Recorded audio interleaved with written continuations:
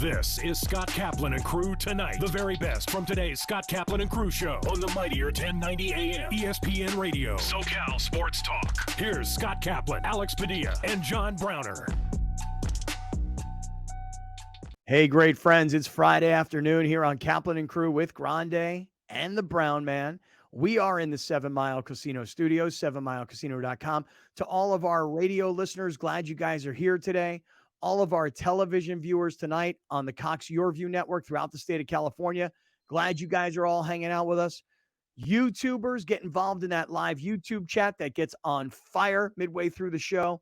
And to all of our audio podcasters this weekend, you're walking the beach, you're walking the dog, you're taking a ride, you're working, however it is that you're catching up on the show. We appreciate you guys.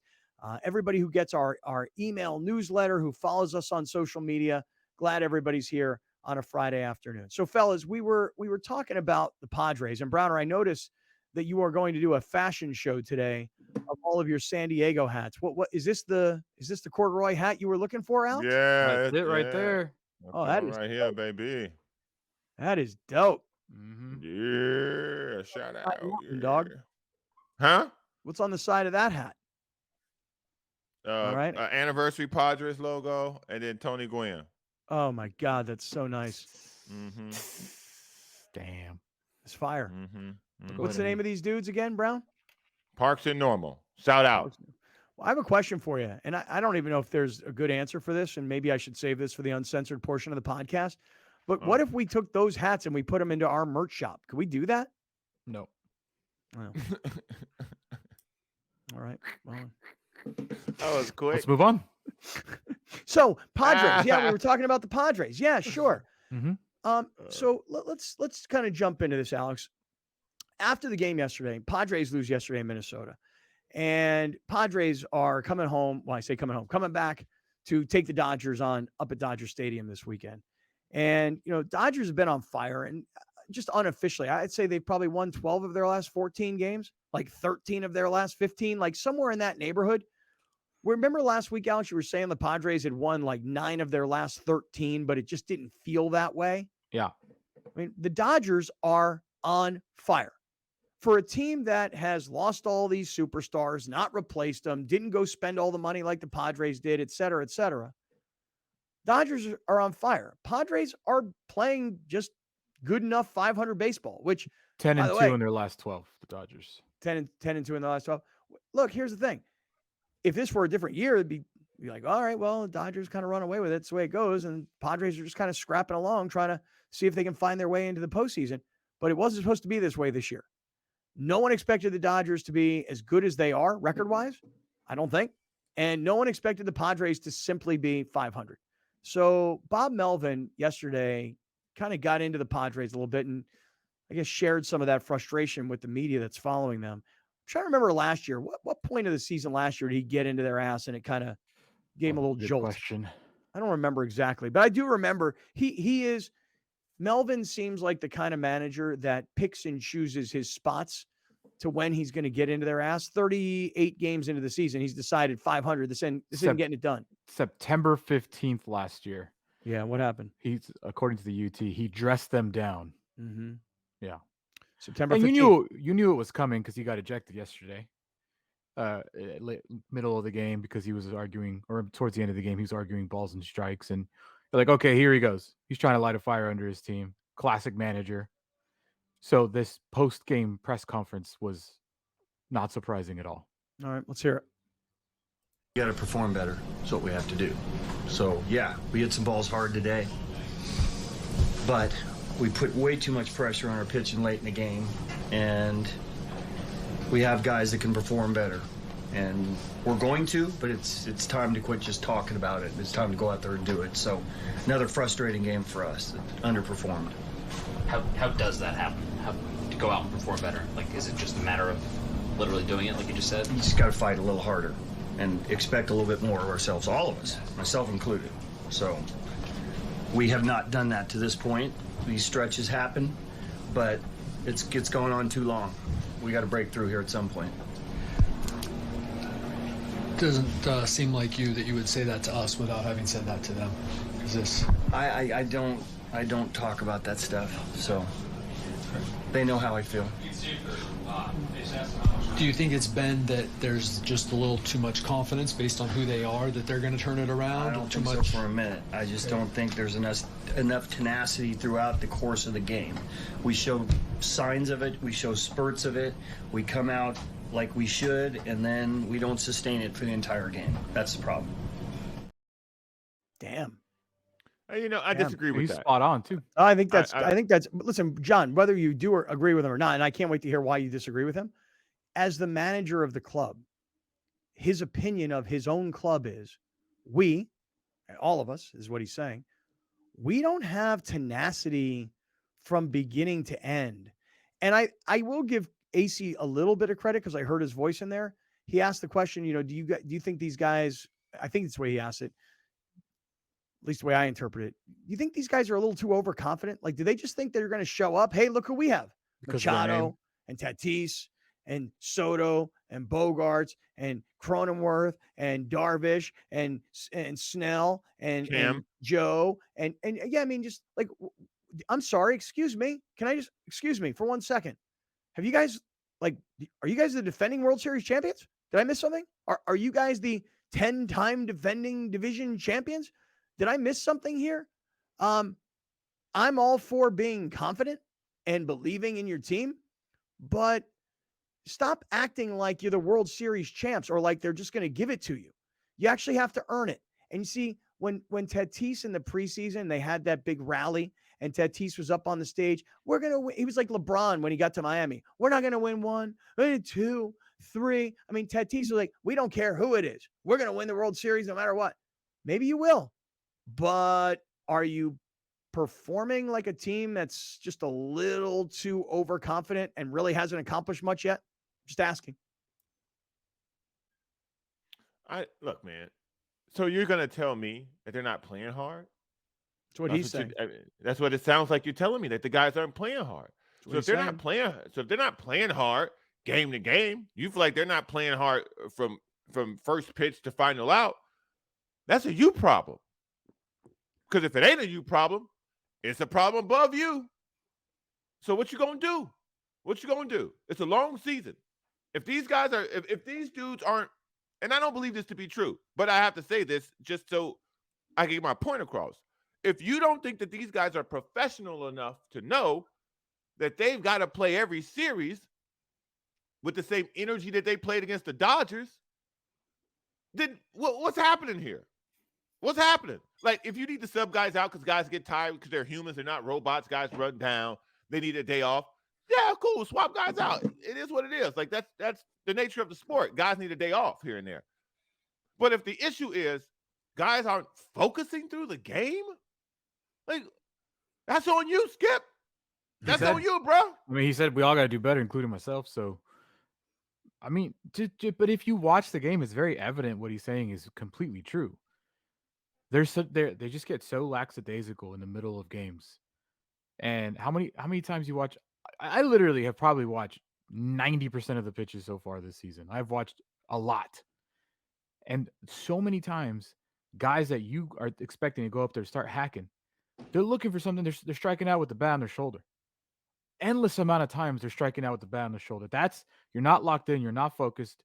And now let me ask you a question. Is that a game plan thing?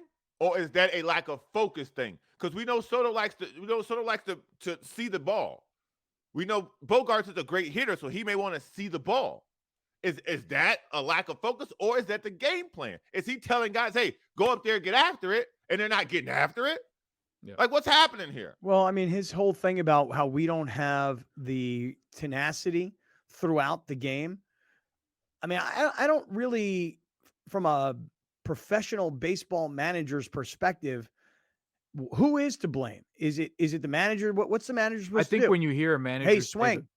I also think when you hear a manager say the word tenacity, you're like tenacity in baseball, because you can't turn it up like you can in baseball. In basketball, you can't turn it up like you can in football, right? I think that's what management. Like, come on, man. This guy's making a lot of money. If his advice is to swing, bro, are they hiring? What do you mean swing? Yeah.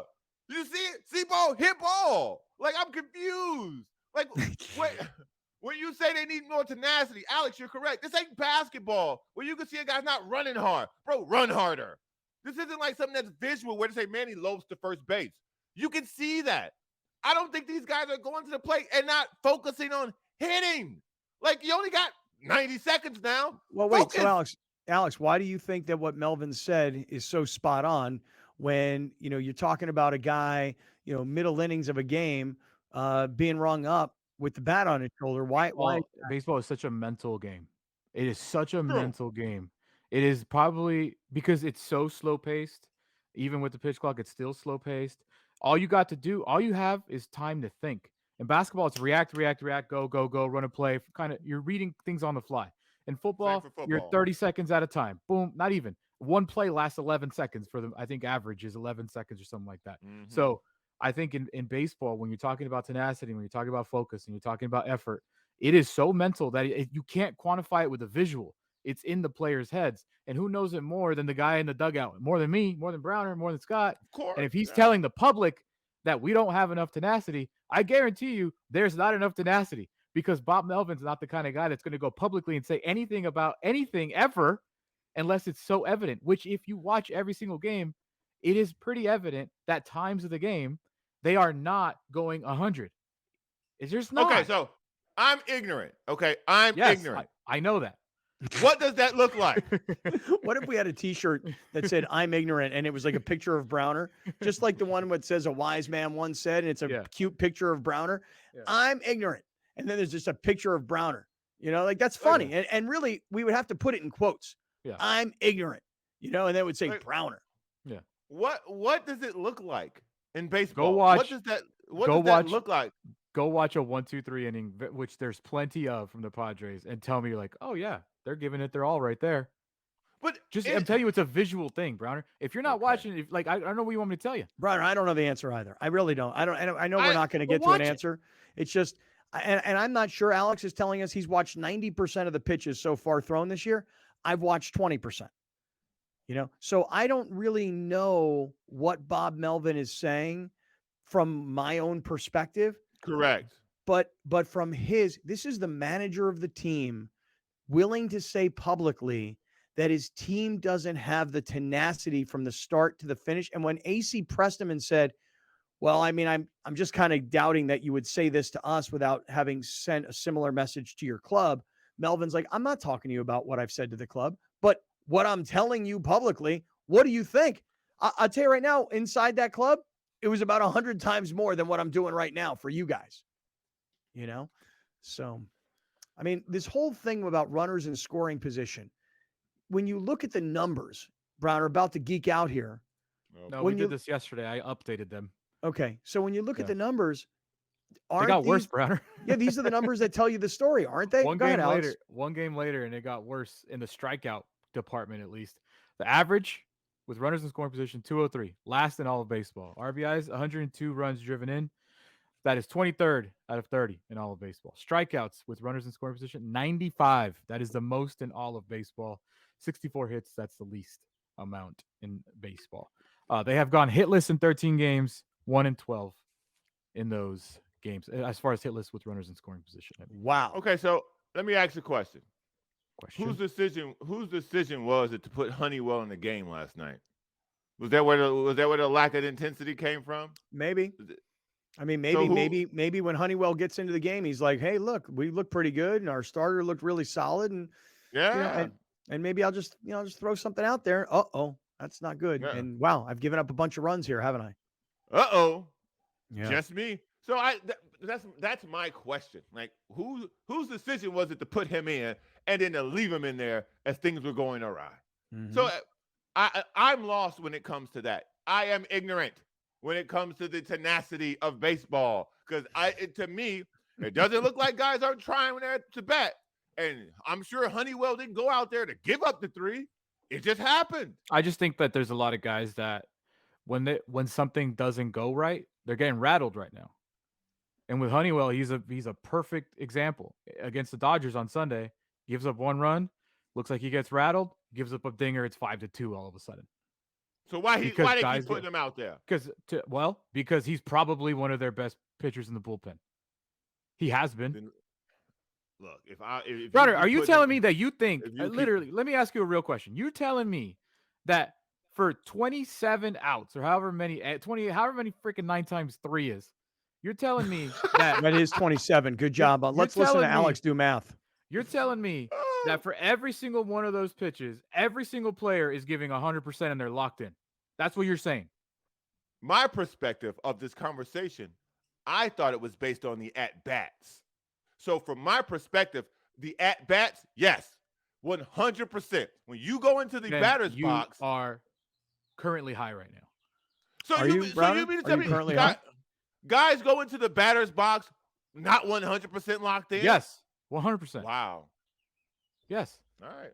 Okay. Let's hear what Tatis had to say, or at least look at Tatis's quote, because people are starting to ask him, about like, why is this team really 500? What is their intensity? Is there urgency? So here's what Tatis said, and let's take a look at this, and we'll get ourselves set up for the weekend. Go ahead, Alex. Tatis said, quote, "Of course, it's urgency. We just got to play better, period. Whoever we're playing next, but especially now we're playing the Dodgers. Division games, they're very important, so we better step the F up." Mm-hmm. That's why this weekend is super interesting, because you have the Padres manager in advance of a Dodgers series in L.A. ripping his team publicly, I'm sure ripping them harder privately, and having lost 2 out of 3 at home last weekend against the Dodgers. This weekend, you either A, return the favor, or B, if you lose this series, people are going to go back to thinking what they thought last year, which is Dodgers are much better and the Padres can't beat them. And maybe the Padres pulled off the big upset and shocked the world last year. But, I mean, they came down here last week and beat the Padres. I'm going to be keeping my eyes on this series all weekend long. And then, just setting it up, Alex. If you want to talk about someone needing to be locked in, it'll be Tatis this weekend. We talked about this yesterday. This is the first big. Wrigley was the first one, but this is the first real test of it's going to be nasty in right field. And by the way, it would have been nasty regardless. But after last weekend, when all the Padre fans, I say all, when several Padre fans decided to write up signage that says things like Mookie Betts eats corn the long way. Okay, that was funny. But when the Padres organizationally won on Friday night and had that Clayton Kershaw tear meme thing happening on the Jumbotron, which went viral, it worked. But then you lost the next 2 games. And I know Dodger fans have been fired up all week on this social media kind of nonsense. But I'm just saying that I think that it will be amplified in right field this weekend for Tatis. He got to be locked in. And by the way, Soto and Machado, who all of a sudden, to your point, Alex, have kind of gotten hot, the 2 of these guys at the right time. Unfortunately, Bogaerts, who started out, we were like, wow, better than advertised. Now, all of a sudden, Bogaerts is the one who's not hitting and not performing. Go ahead, Alex. Tell us about Machado and Soto. Yeah, in the last 2 weeks, Machado's hitting .326, 4 home runs, 11 RBIs, with an OPS, Browner, of 1.037. There you go, Brown. Soto in that same time frame. Soto in that same time frame is hitting .419, 2 home runs, 10 RBIs, 14 walks with an on-base percentage of .561. Wow, both of these guys starting to get hot at the exact right time. And now just set us up for tonight and for this weekend against the Dodgers. Here we go with basically a rematch of last Saturday, Blake Snell versus Dustin May. Snell pitched well, 6.1 innings, only 2 earned runs on the season. He's 1-5, 4.89 ERA. Dustin May pitched equally as probably better, actually. 6 innings pitched, no earned runs against the Padres. 6 strikeouts last time. The Padres, though, this year on the road when Blake Snell starts, 0-3. Wow. I think this one's gonna be ugly. I'm not gonna lie. I think this one's gonna be ugly tonight. I think the Padres are in trouble tonight. Do you think the way the Dodgers were so flat in Milwaukee on Monday after having to leave San Diego at night, get to Milwaukee at 3 a.m, play that afternoon, do you think the Padres might have a similar effect? Like, you're deflated from the loss, your manager's calling you out, you had to fly from Minnesota straight to LA, and now you got to go out there and play. Like, is that going to be something or they played so early yesterday? They probably got in like at what, 4, 5 Pacific time? Listen, if I'm the Padres, I'd like to come out tonight and establish, game 1. I'd like to get this win in. But I'll tell you, I bet the Dodgers after winning 2 out of 3. 100. Say again? I Tenacity, 100%. You would have to have 100% tenacity. If you are not at 100 tenacity, Bob Melvin's going to bench you. Right. Well, hey, but look, remember last week, man. the Dodgers left San Diego. They went to Milwaukee, and they got blown out in the first game, but then turned it around in the next 2 games. It's a schedule loss. They call it schedule loss. Right. But the Padres have lost back-to-back series. And, starting out tonight, yes, you're right, Alex. Good idea. 100% tenacity all night long from everybody, including the bullpen. Tonight, Snell versus May. Tomorrow, Musgrove versus Urias. And Sunday, Waka versus Gonsolin. Okay. I'm going to tell you guys honestly that as much as I know Padre fans will be watching the Padres tonight and Padres Dodgers, why would you not? I'm telling you right now, I'm way more locked in on the Lakers and the Warriors tonight at 7:00 because now, as much as the whole world was like, well, it'll go from LA, they'll win, then they'll go to San Francisco, Warriors will win, which happened. Then they'll come back to LA and the Lakers will win and they'll wrap it up. I'm not all that confident about that. We'll get into that story coming right back. We are in the 7 Mile Casino Studios. It is Friday afternoon. This is Kaplan and Crew with Grande and the Brown Man. Stick around, everybody. Hi, welcome to OG's.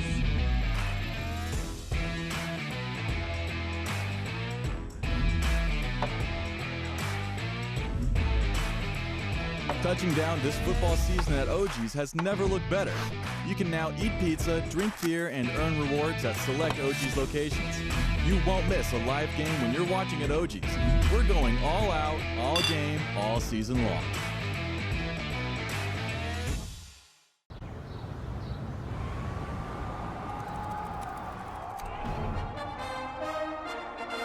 From New York City comes America's longest-running and most popular rugby show. The biggest names in Major League Rugby, MLR highlights, and big match previews. Rugby Wrap-Up presents MLR Weekly, made in New York City. Kaplan and Crew Tonight is brought to you by OG Sports Brewhouse Pizza, where you can eat pizza, drink beer, and earn rewards.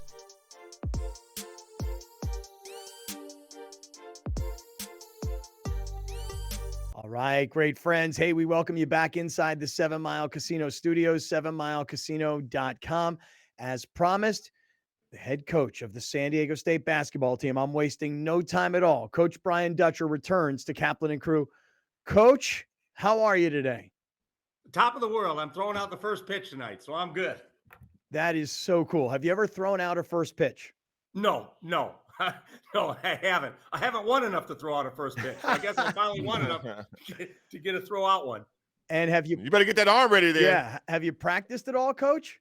No, I remember when Matt Sawyer used to take Coach Fisher out and they throw some warm-ups, but I'm just going to lob it up there. I'm not trying to throw heat or anything.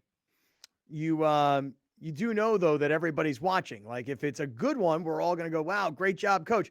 But if it's really bad, I mean, everybody's going to have this video. I mean, no pressure.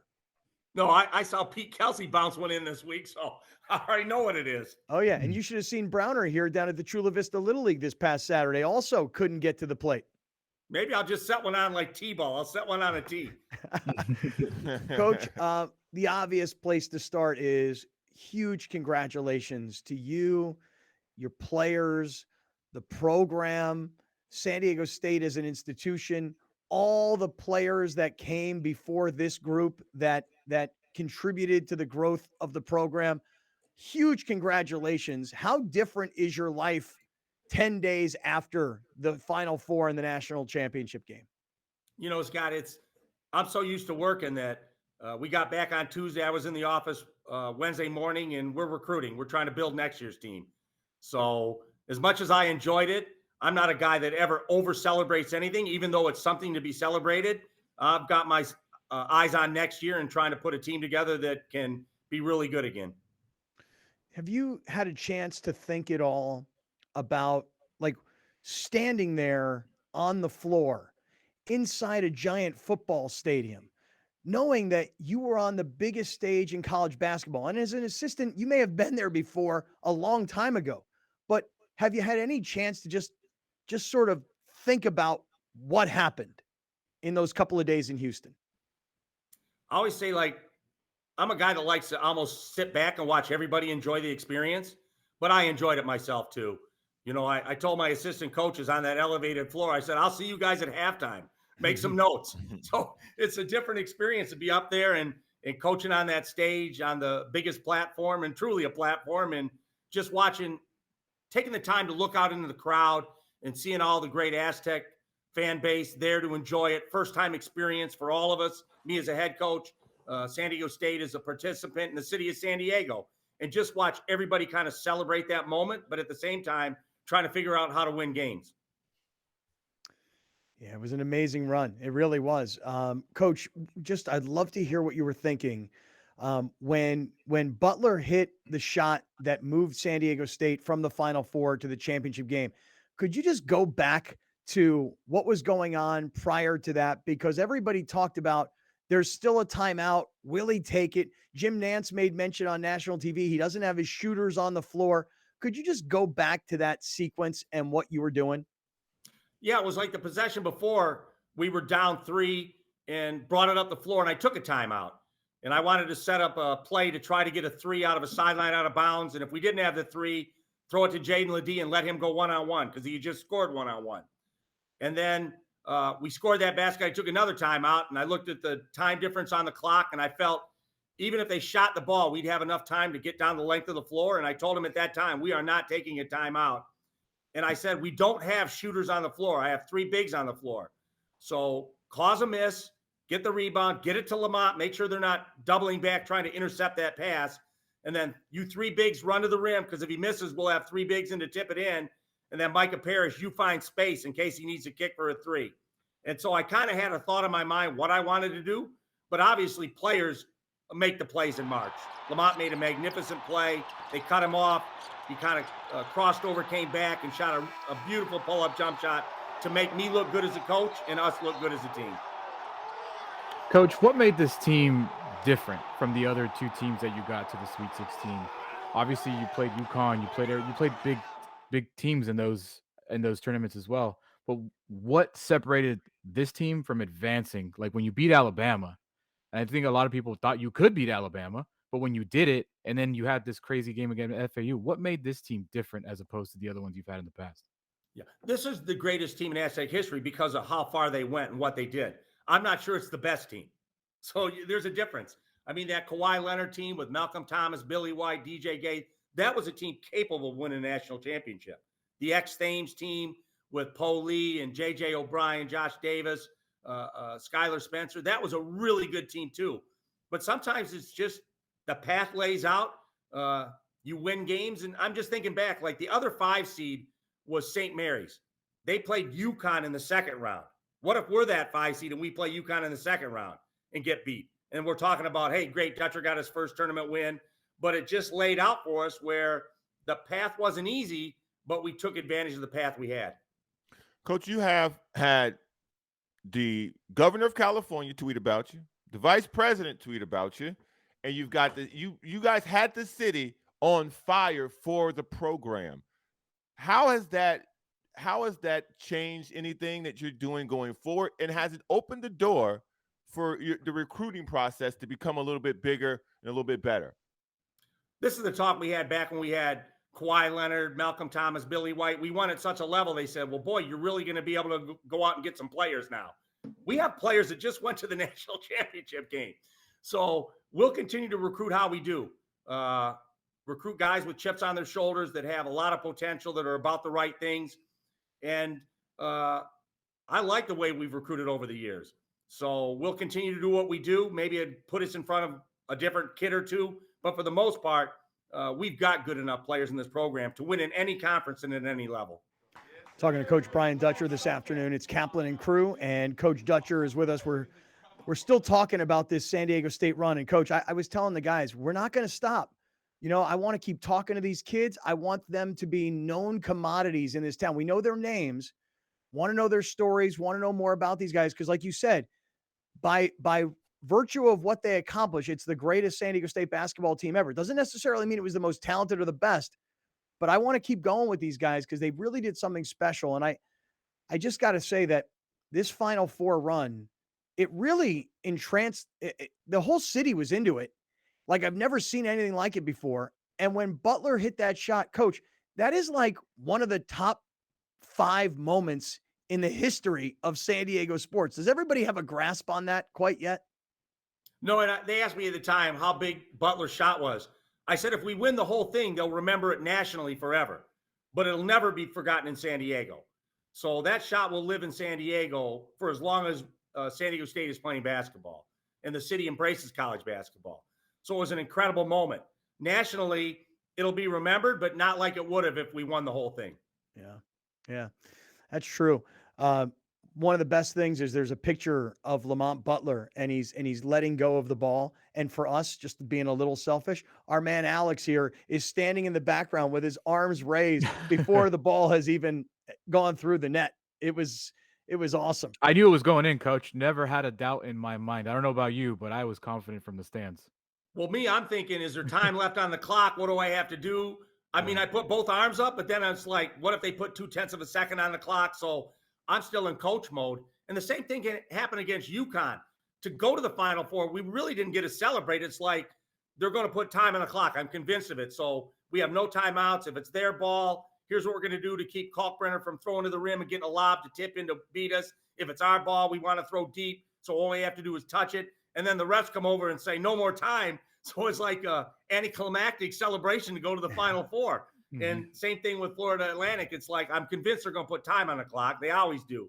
And so when that moment happened, Dusty May was trying to shake my hand before the refs ruled it good. I said, Dusty, I'm not that guy. I want to make sure they count it before, we shake hands and we start celebrating.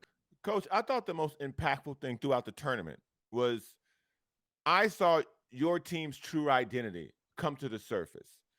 The amount of defense, the 40 minutes of defense from end to end that your team was able to play throughout each game, you could see it was frustrating these other teams you guys were playing because they were used to guys playing like that maybe a couple minutes a game, maybe a half.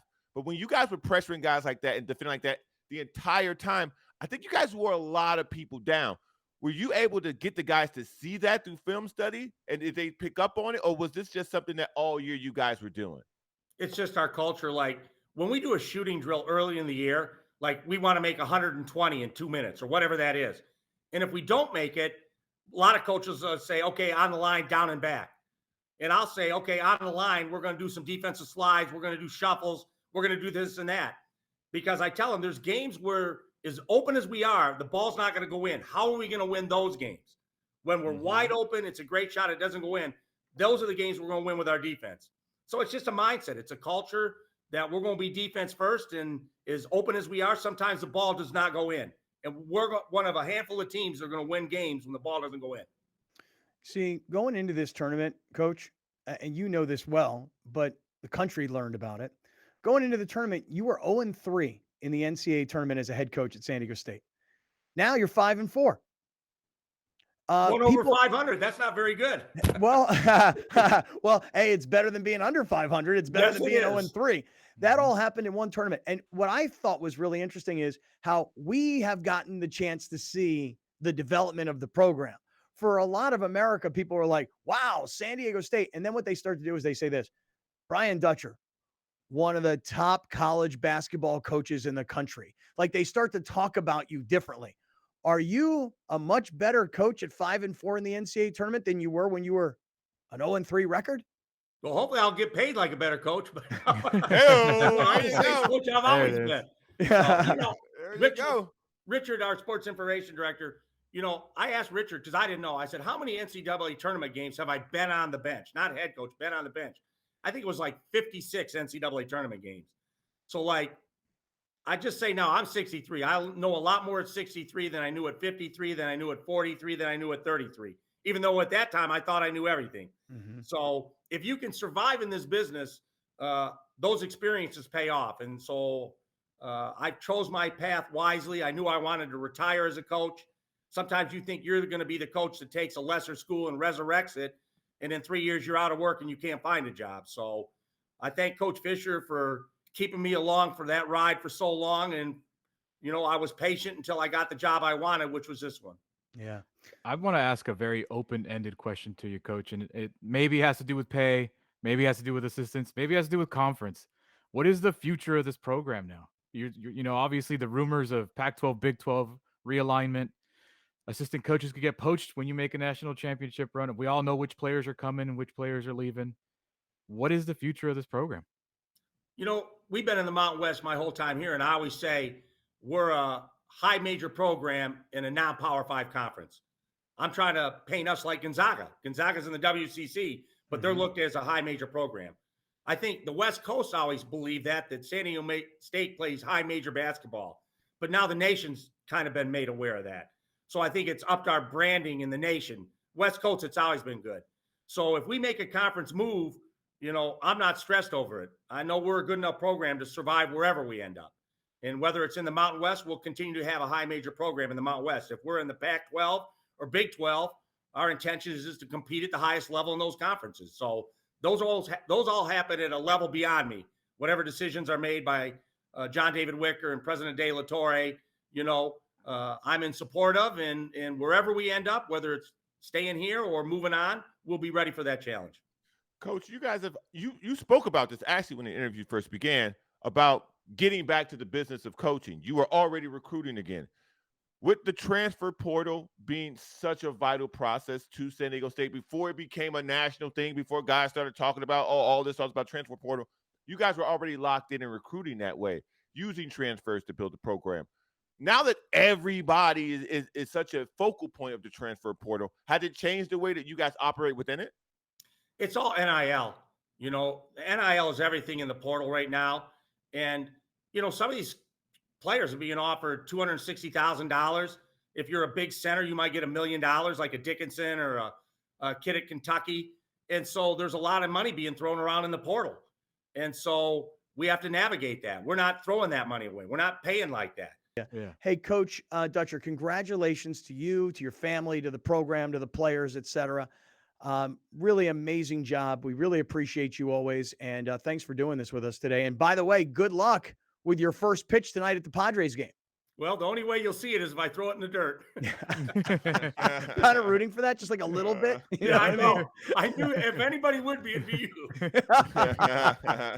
Hey, Coach, we appreciate you. Thank you so much, and congrats. Thanks for having me, guys. Kaplan and Crew Tonight is brought to you by OG Sports Brewhouse Pizza, where you can eat pizza, drink beer, and earn rewards.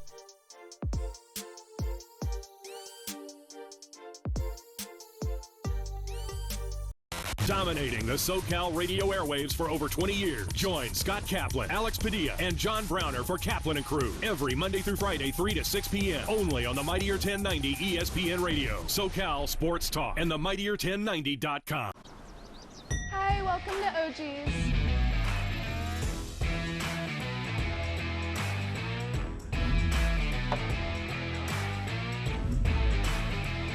Touching down this football season at OG's has never looked better. You can now eat pizza, drink beer, and earn rewards at select OG's locations. You won't miss a live game when you're watching at OG's. We're going all out, all game, all season long.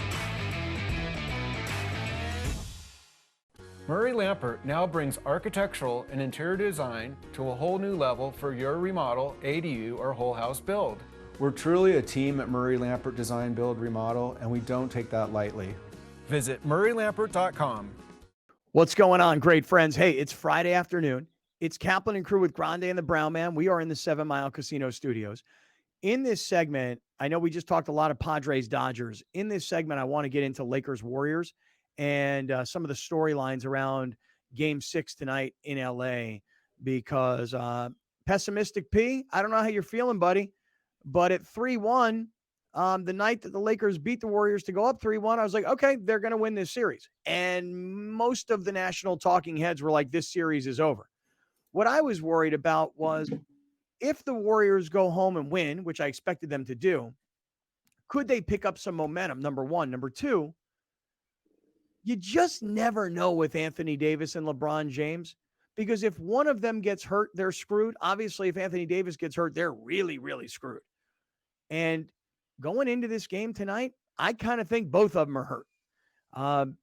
Anthony Davis getting hit in the head. I know he was nationally ridiculed and laughed at. We'll talk about that in a second.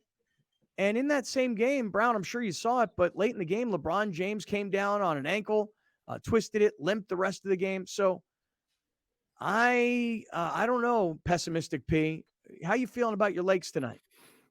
Same as I do every game, pessimistic.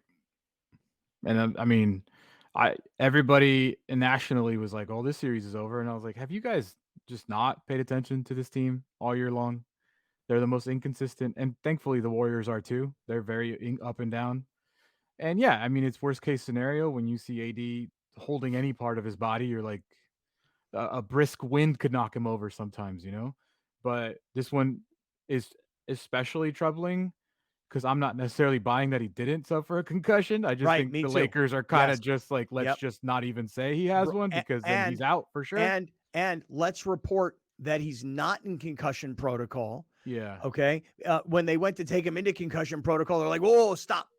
No. Don't do that. Don't do that. He's better. Yeah, he's fine. He's fine. Get him up out of the wheelchair. He's fine. Yeah. What wheelchair? Right. That was a fake news by Chris Haynes. Fake news. Oh, really? Chris Haynes gonna come on the game tonight and go, I was misinformed. I did not see AD in a wheelchair. There was another person. No, he was sitting down on a chair. Correctly. That I thought had wheels on it, but I was wrong. It was just sitting. I was on a mistaken. chair. Yeah. Is that really is that a true report? What? Because the whole wheelchair part of all of this. Oh, that's real. Okay. So you guys were joking then that Chris Haynes was going to have to come on and re-report that. That was yeah. Okay, that was a joke. Yeah. Okay, missed that. No, joke. My man Chris Haynes is the reason why everybody freaked out. Yeah. Correct. Two reasons. One, he left the floor in a wheelchair. Two, so far he's avoided concussion protocol or whatever, however he phrased it. You know, those two words, wheelchair and concussion. Look, we've all as sports fans learned a lot more about concussions in the last few years than we ever planned to know about concussions. Thanks, Will Smith, for making the movie, you know? I never watched it. Me neither. And by the way, a basketball concussion, way worse than a football concussion. Not way worse from the standpoint of pain, but the way they treat it. Well, let's don't treat it. But let's just go to the way people perceived it. People, and I say people, certainly Charles Barkley and Shaquille O'Neal and Kenny Smith, those guys, I'm sure you guys talked about this yesterday while I was out, but those three guys, you talk about like laughing at a guy. Like in football, when people say concussion, nobody's laughing. But in basketball, they were like, not only is it ridiculous, but that little teeny tiny elbow to his head, that's what caused this concussion. Man, Alex, show us the TNT post game of those guys talking about Anthony Davis. There's 9 points in the first half. You're not kidding. What are you doing? I'm fixing my seat. I'm fixing my seat. What is kidding doing? I'm fixing my seat. What? I did not do that. Fixing your seat. I did not do that. Man, guys, come on now. Hey, come on, man. Oh my God. That's great. All right, listen, I get it. That's not funny either. It's so politically correct, you know, to be offended by that, to not laugh at that. Hey, look, those are basketball players. By that, that is disrespect. It is disrespect. Make no mistake, it's disrespect. But hold on. Those are three basketball guys. Two Hall of Fame guys who make you feel like you're in their locker room. And that's the disrespect is right. That's how they think of Anthony Davis. Mm-hmm. He got the body, he got the talent, but you know what he doesn't have that Shaq says he has and Barkley says he has? You know what Anthony Davis doesn't have in their opinion? He don't have the heart. Because there ain't no way, this is the way they look at it. There's no way I'm coming out of that game. There's no way that little teeny tiny elbow is going to give me a concussion and have me wheelchaired off the floor. They freaking laughed at him. A lot of people did. And then, I mean, after that, as if that wasn't enough, the next morning, this is all leading us to tonight's game, but yesterday morning, when Stephen A. Smith went on First Take and he freaking laughed at Anthony Davis, dude. Not only do the former ball players think he's heartless, but guys who cover this every day and guys with big platforms, they think so too. Alex, do you have what Stephen A. said yesterday? sometimes we just can't help it. We got to let it go. Because, damn it, I'll be damned if I wasn't laughing. I'm like, concussion? Concussion? I thought the NFL season was over. You understand? Now, I understand that concussions can happen in other sports, boxing, UFC. And I mean, if the collision is fierce enough, I guess it could happen in basketball too. But damn, I ain't seen nothing yesterday that made me say concussion. Concussion? Now, I don't know if it's true or not. Did the wheelchair get him to the locker room? I'm not sure. Is that true, yes, Jay? Yes, that's why they were dying. A wheelchair? Wheelchair? Really? That's where we are? Listen, if you are LeBron James, this has got to be, listen, I hope Anthony Davis, I got to actually sit here and say this. I hope Anthony Davis is okay. Oh, my God, dude. Oh, my God. Later in the day, Stephen A., he didn't put out an apology. He just said, hey, sometimes you say things, I wasn't questioning whether or not he really had a concussion. I just saw the play, and based on other hits that I've seen, I didn't think it was that bad. Bottom line, it was wrong for me to do, period. My bad. Not an apology from Stephen A., just a my bad, y'all. That's an apology. No, it's not an apology. An apology is I'm sorry. I apologize. My bad. My bad, y'all. That's how I say sorry. My bad. No, you don't say my bad. Yeah, I do. You don't. If you owe somebody a real sincere apology, if you've really wronged somebody. Well, that's different. Yo, man, my bad. Yeah. But it's also different when you put it in that context. I'm just saying that if what Stephen A. Smith was doing with that tweet was apologizing, I didn't hear an apology, and he didn't apologize, and he wasn't going to apologize. Bottom line is, Browner, maybe I'm wrong here. These guys think Anthony Davis is soft, period. These guys talk to guys in the NBA. They talk to former legends of the game. They don't respect Anthony Davis's toughness. Period. End of story. The guy who was laughing the hardest at him last night called him street clothes. And that name stuck. That name literally stuck to Anthony Davis. People call him street clothes because of Charles Barkley.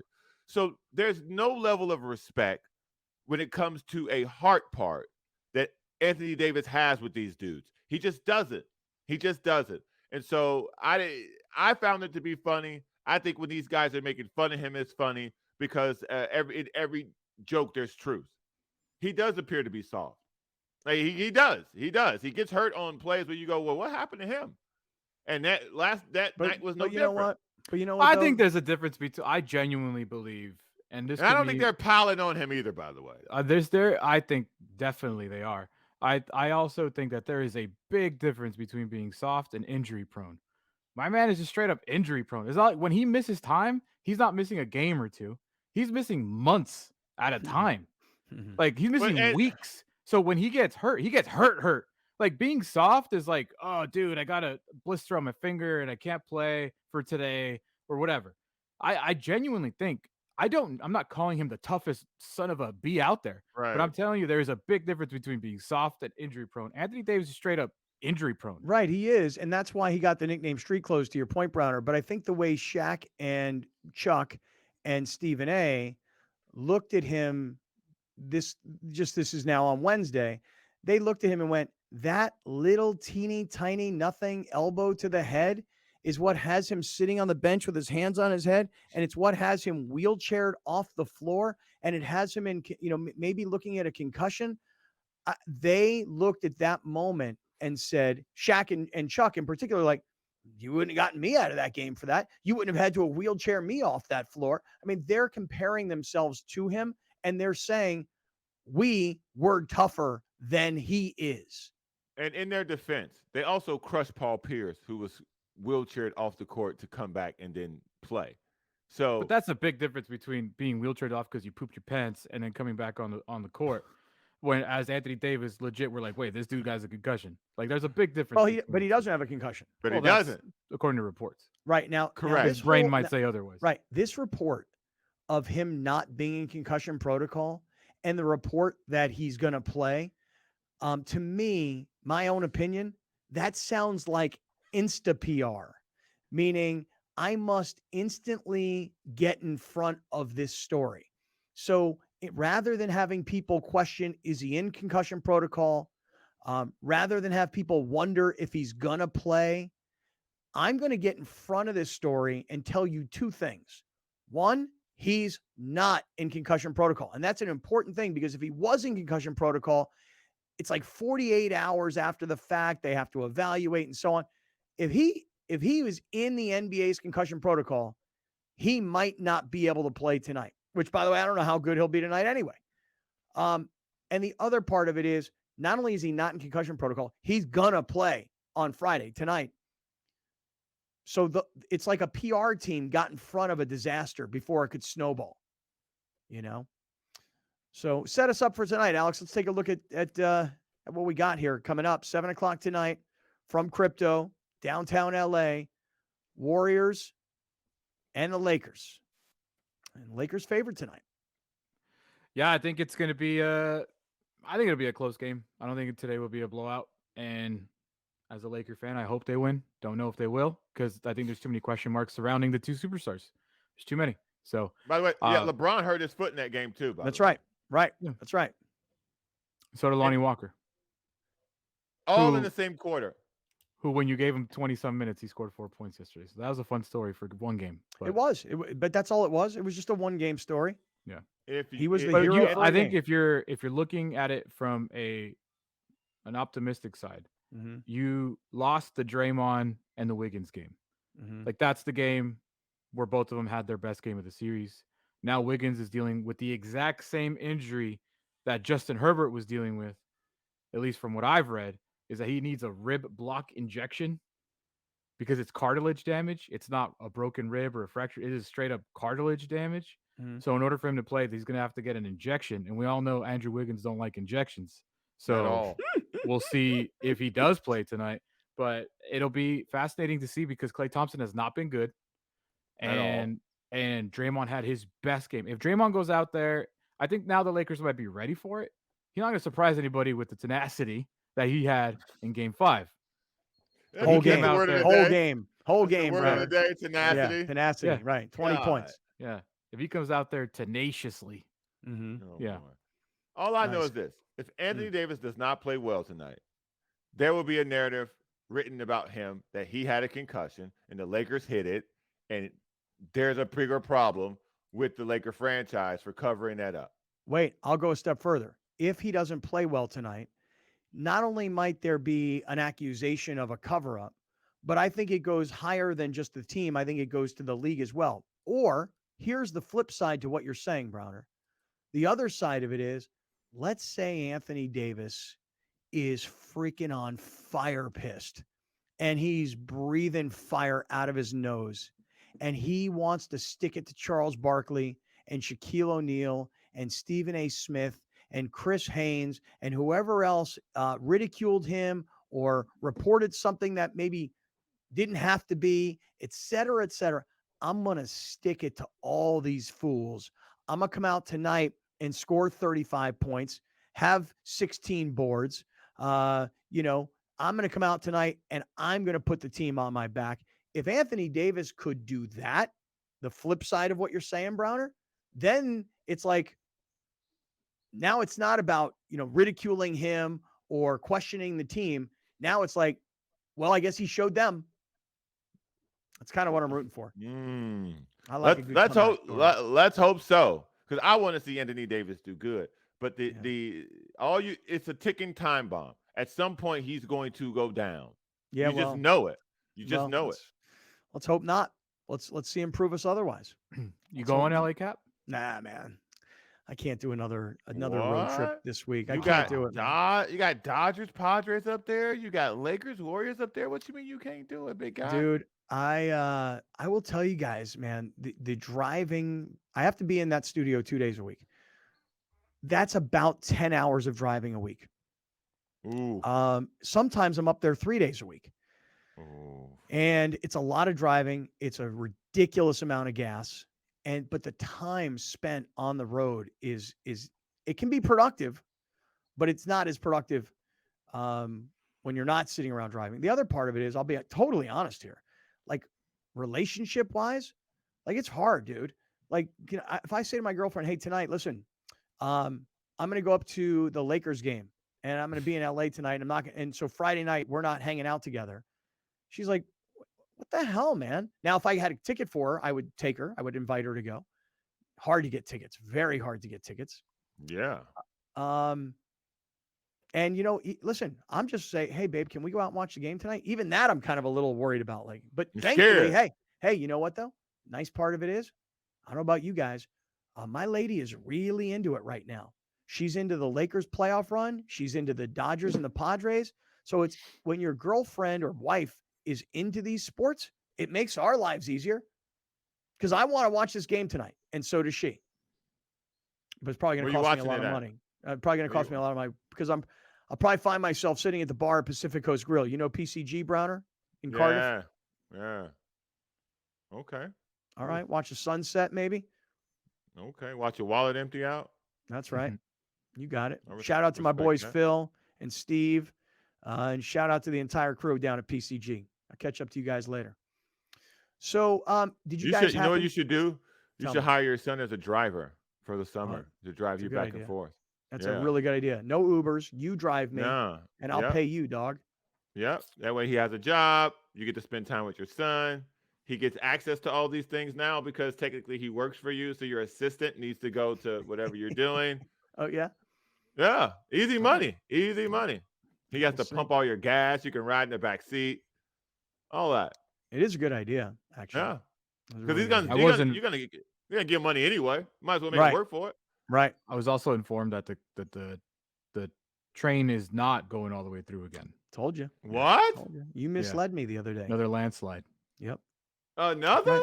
In San Clemente. I'm telling you, the cliffs in San Clemente. So to even use the train to go schlepping back and forth, it's tough. Hey, listen, while we were on the topic, though, of tonight and the Lakers and the Warriors, I didn't watch a lot last night of Phoenix and Denver because the game was boring. I mean, it was a 30-point blowout in the first half. Oh, you hate to see it. Dude, let me tell you something. Oh, you hate to see the ring chasing come to a bitter end. Oh, my goodness. Let me tell you what about Kevin Durant. You can tell me all day long that he was the best player on the Warriors when they won championships, but here's the bottom line. He joined Steph Curry's established championship team. Did he become the best player? Okay, fine. He did.